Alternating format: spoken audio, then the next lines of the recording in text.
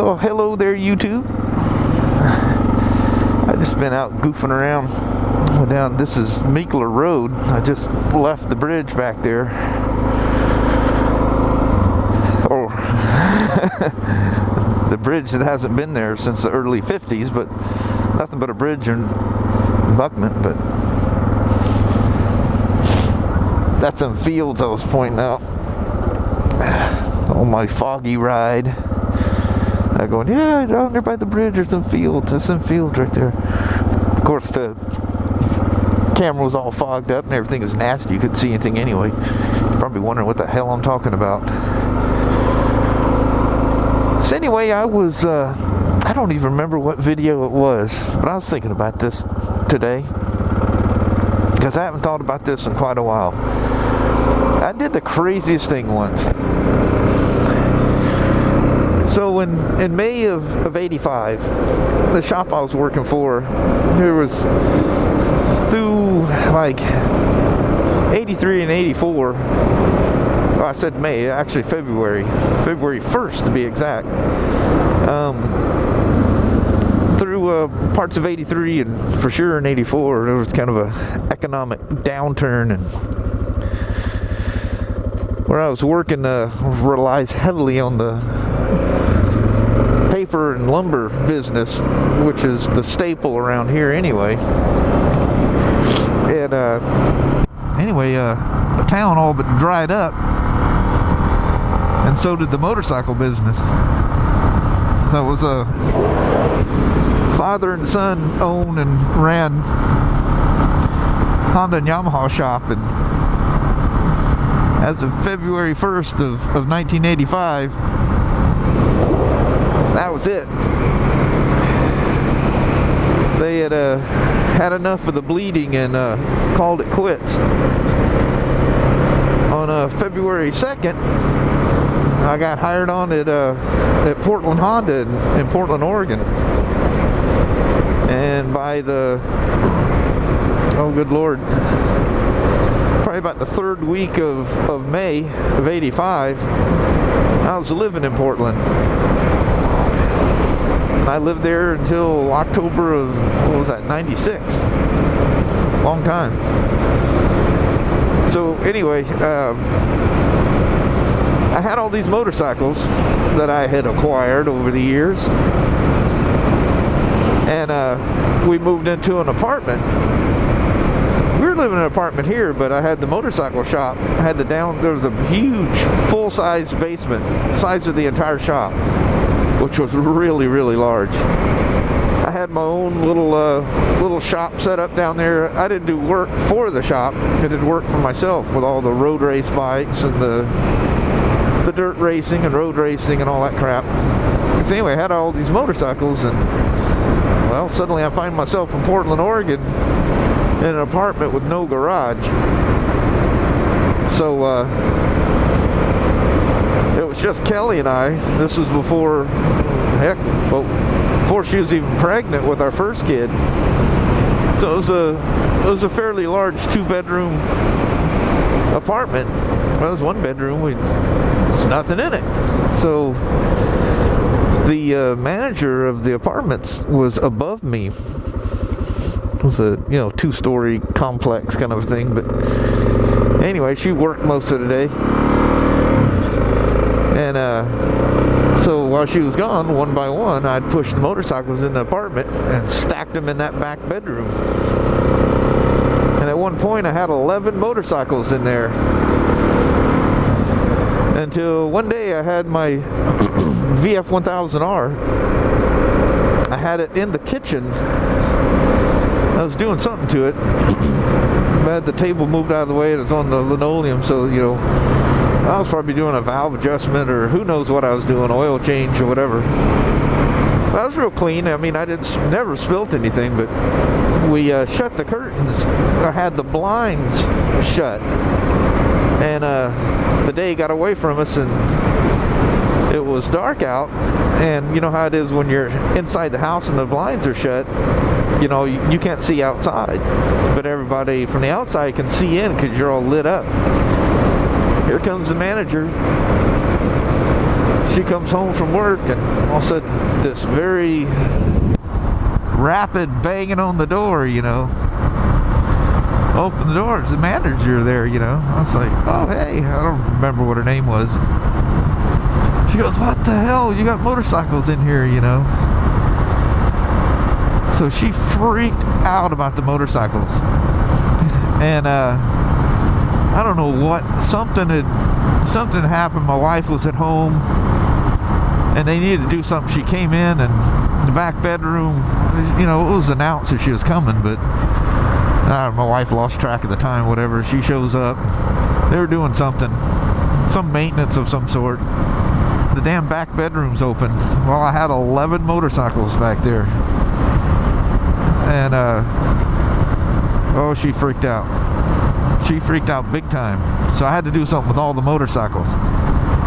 So I took a bunch of them, hauled them back up to my mom's house in Longview. She lived up on Columbia Heights there, up in the hills. It was a house that I lived there, you know, as in my mid to late teens until I, you know, moved out. But anyway, took a bunch over there, and we ended up moving out of that apartment. We needed something with a garage. We got this townhouse that was about 3 miles away from that place, and had a nice big garage. And so, you know, busy at work and stuff, we're having a hard time getting back and forth. And I thought, whoa, little chipmunk. Well, I thought I'd got everything, and I'd moved on, and you know, I'd like sold bikes for other bikes, and you know, trading, and bikes are changing hands, and I was into whatever the hell I was riding at the time. And it was sometime in '86. You know, a year and a half or so had gone by, and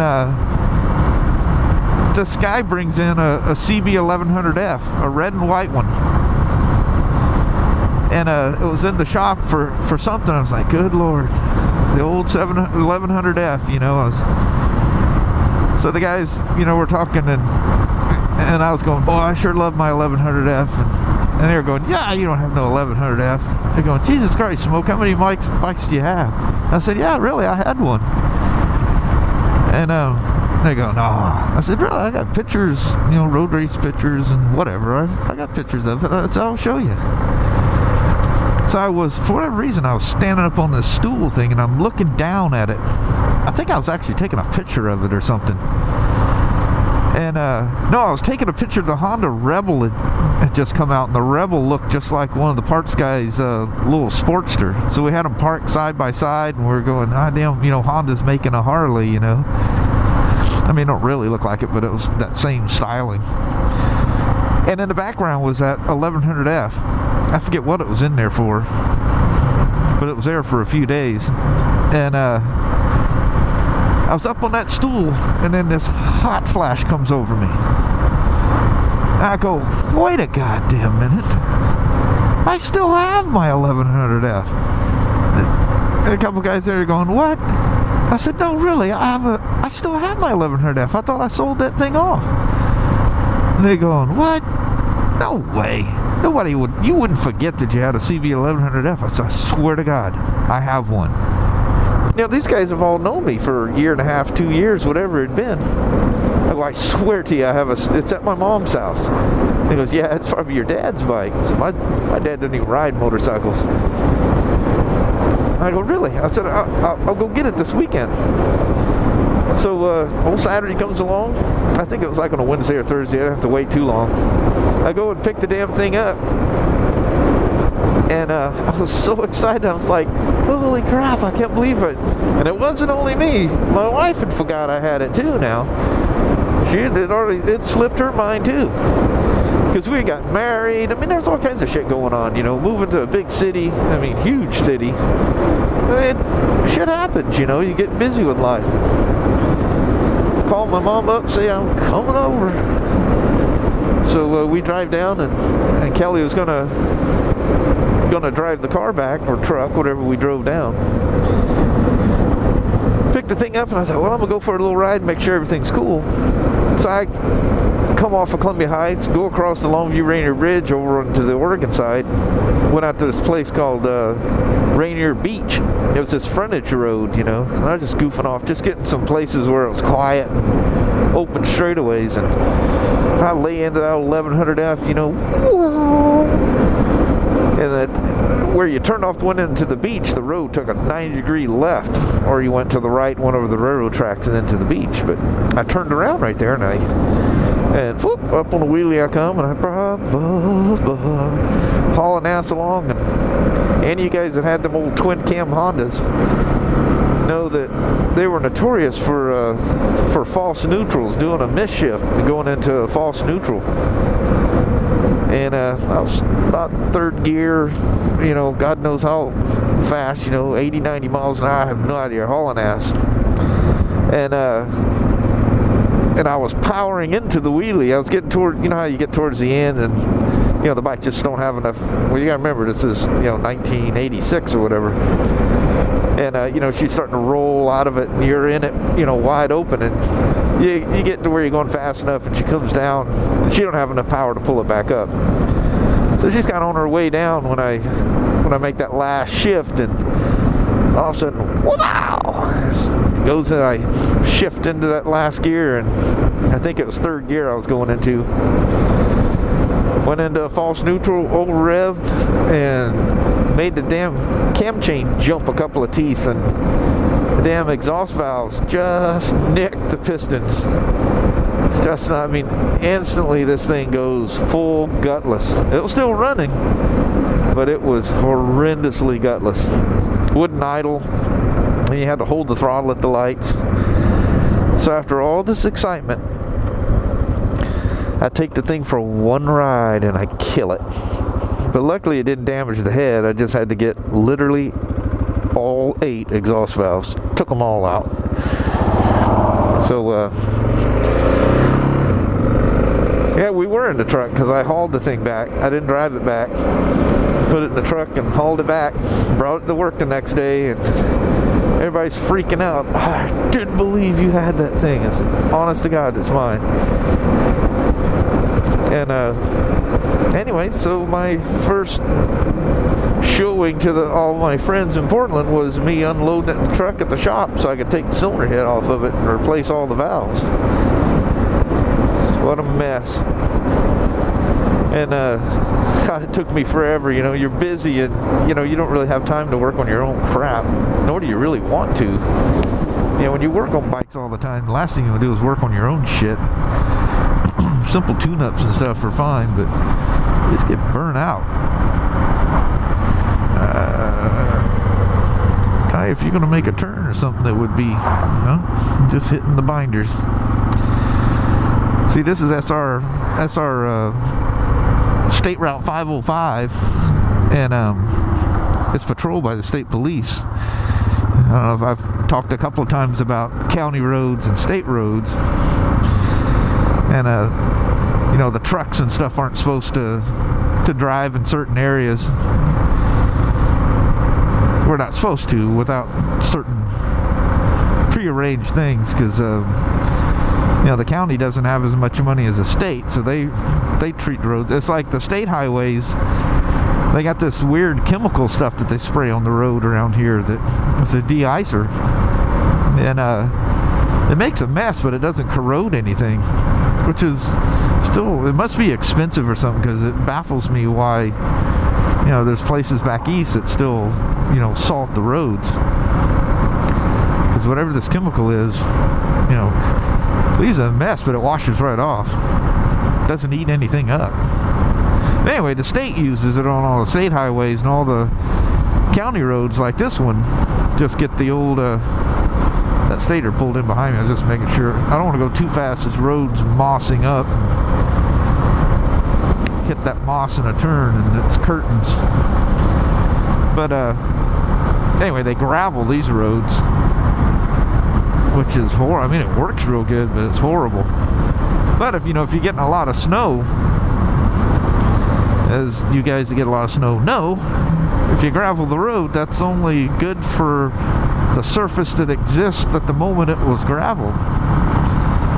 But if you're in the middle of a snowstorm, it doesn't do you a whole hootenanny worth of good to start laying gravel on the thing when the snow's just going to come right along and cover it back up. And when it covers it up, please don't tell me that stator done snuck up behind me. I whipped it up there a little bit. But anyway,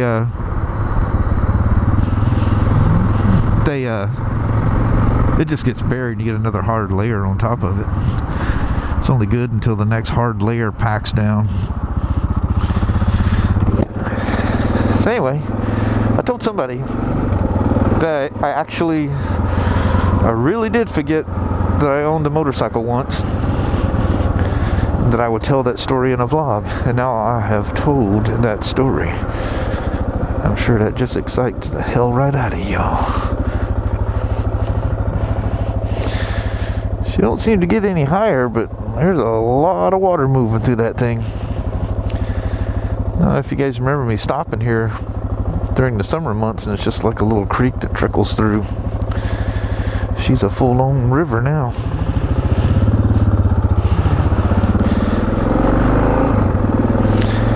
You know, there really does have to be, because I would notice it if I, lived in one of these places. If some guy on a motorcycle kept slowing down, and I'm sure they understand what I'm doing. I'm just looking at the creek or something. But if some guy did that all the time, I would wonder what the hell is, is there something wrong with him? You stop there every time you come through? Are you expecting to see something different? The creek's still there, buddy. Man, it's a shame you guys can't see Mount Rainier sitting there plain as day.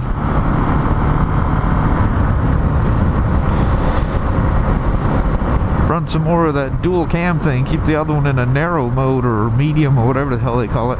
Yeah, medium mode. Narrow is narrow, medium is medium. I'm actually starting to get a little cold, creeping into my phalanges here. I would imagine it's probably dropped back into the 30s again. It's noticeably colder than what it was when I left. But we're only probably half an hour. I'd look at my damn watch that I got tucked underneath there, but I can't see it. The light's got to be on it a certain way.